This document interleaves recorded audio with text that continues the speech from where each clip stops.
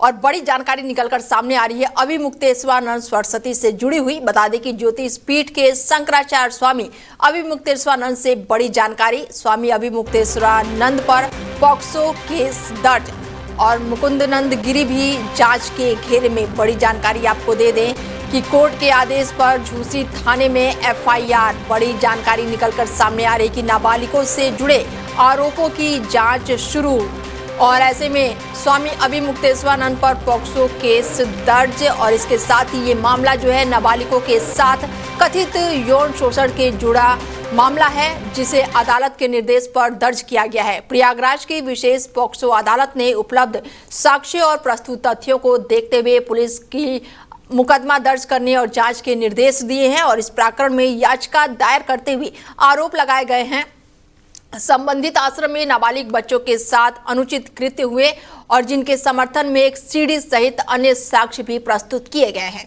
साथ ही दोनों नाबालिगों के बयान अदालत में वीडियोग्राफी के माध्यम से दर्ज किए गए हैं। मामले की सुनवाई के बाद से अदालत ने सभी पहलुओं पर विचार करते हुए 21 फरवरी को एफआईआर दर्ज करने और जांच आगे बढ़ाने के आदेश दिए हैं और अब पुलिस पूरे मामले की गहनता से जांच कर रही है और तथ्यों के आधार पर आगे की कानूनी कार्रवाई सुनिश्चित की जाएगी। बड़ी जानकारी निकलकर सामने आ रही है। अभिमुक्तेश्वरानंद से जुड़ी हुई ये जानकारी है। एफआईआर दर्ज करने के आदेश के बाद से अब जो है वो एफआईआर दर्ज हो गई है। बड़ी जानकारी। और मुकुंदन गिरी भी जो उनके शिष्य हैं वो भी जांच के दायरे में हैं। बड़ी जानकारी। नाबालिगों से जुड़े जांच के आरोप दिए गए हैं और ऐसे में अब जो है इस पर जांच तेज हो गई है। पॉक्सो केस में जो है ये मामला दर्ज हुआ है। बड़ी जानकारी निकलकर सामने आ रही है। अभिमुक्तेश्वरानंद से जुड़ी हुई ये जानकारी है। बड़ी जानकारी आपको बता दें। साथ फोन लाइन पर जुड़ चुके हैं मैनेजिंग एडिटर रमेश जी हैं, उनसे जानते हैं कि किस तरीके से ये मामले को देखते हैं, क्योंकि अभिमुक्तेश्वरानंद पर एफआईआर दर्ज करने का कल आदेश दिया गया था और अब एफआईआर दर्ज होगी। किस तरीके से देख रहे हैं रमेश जी? देखिए नीता, कल जब हम लोग बात कर रहे थे, जब कोर्ट का आदेश आया था, तकरीबन उस समय 4-5 के आसपास का समय रहा होगा। बिल्कुल। लेकिन उसी समय भी ये मेरे दिमाग में था कि इस मामले को ज्यादा डिले नहीं करेंगे, क्योंकि इससे पहले हमने इसी तरीके के मामला देखा था। जो संबल के जो सीओ उस समय होते थे अनुज चौधरी, तो उनके खिलाफ भी जब मुकदमा दर्ज करने के लिए कोर्ट ने बात करी थी तो पुलिस ने करा नहीं था। आनाकानी होती रही थी, बहुत सारी होती थी।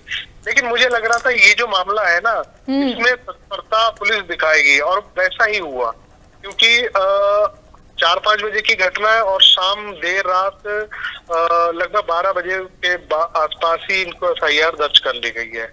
हालांकि देखो, कोर्ट ने उनके आदेश से पुलिस ने अपना काम करा है और इसको हम आप जस्टिफाई नहीं करते हैं। मामला सही है गलत है, ये तो अब पुलिस प्रशासन कानून सरकार के पेच में फंसा हुआ है।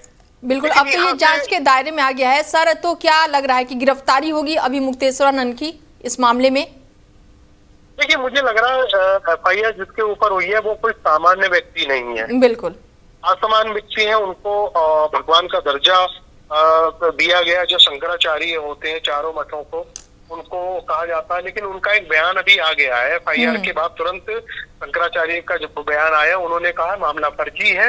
हाँ। और मुकदमा करने वाले भी फर्जी हैं, ये मामला दूध का दूध हो जाएगा। लेकिन यहाँ से एक सवाल खड़ा हो गया है, वो ये है, संतों की लड़ाई में सनातन कहाँ खड़ा है? बिल्कुल।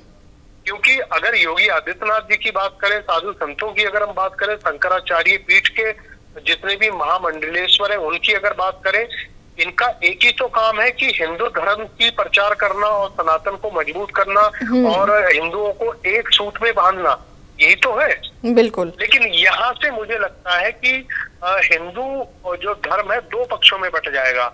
अब कुछ तो उनके समर्थन में खड़े हो जाएंगे, बिल्कुल, और कुछ इनके खिलाफ में खड़े हो जाएंगे। तो ऐसा दूसरे धर्मों में हमने नहीं देखा है।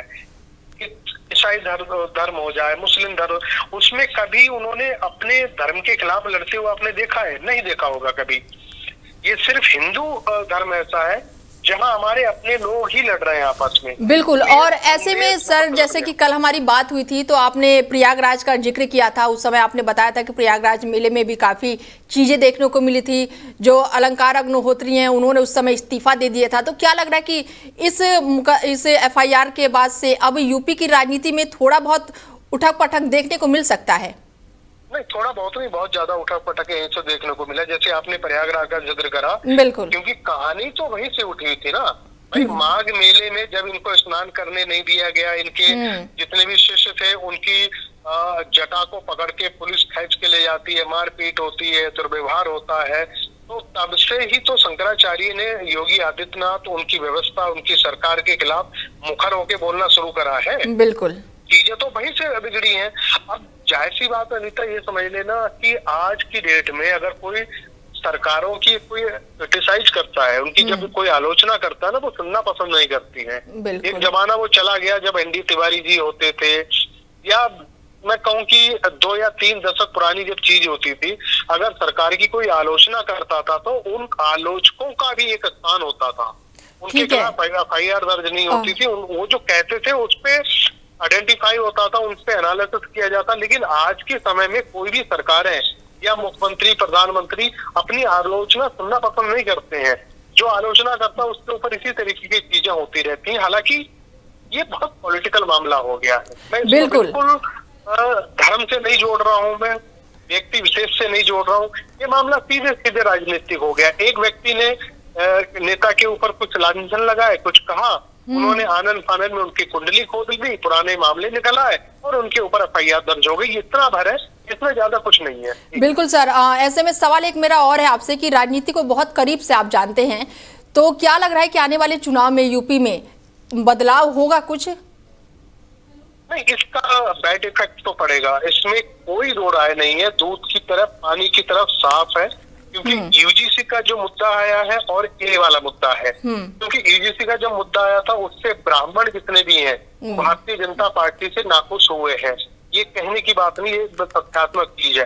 अब यहाँ पे चीज आ जाती है एक संत के ऊपर, जिसका कद बहुत विशाल है, पूजनीय है, उनको स्वामी कहा जाता है, भगवान कहा जाता है। उनके अनुयायी कोई कम थोड़ी है, उनके समर्थक कोई कम थोड़ी है। अब ये मैसेज संतों में गया है। अब यहाँ दिक्कत क्या हो रही है, इसमें मैंने कहा कि संत भी 2 कैटेगरी में बट जाएंगे, एक पक्ष वाले, एक विपक्ष वाले। तो अब तो इसमें इफेक्ट तो होगा और राजनीतिक होगा, क्योंकि चुनाव उत्तर प्रदेश में ज्यादा दूर नहीं है। 4 महीने के बाद में, जो जहां तक मेरे पास जानकारी है, 2-3 महीने के बाद में निकाय चुनाव का बिल्कुल बच जाएगा है, वो चुनाव होगा। उसके बाद में 27 का बिल्कुल बच जाएगा। तो 7-8 महीने मुझे लगता है राजनीतिक तौर पे बहुत बड़े होने वाले हैं। ठीक है, जुड़ने के लिए बहुत शुक्रिया सर।